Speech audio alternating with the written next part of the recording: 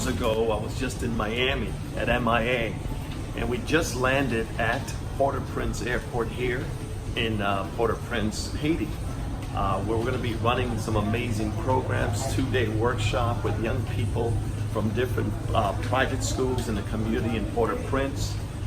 Thankfully to the parents, the school directors of a number of different schools, and the organizer of all this is Christine Balmir and Bertrand Rock. So as you can see in the background, the people, the colors, the culture, it's an interesting place. And we're here at Port-au-Prince for a couple of days. We'll be updating all this. Take care.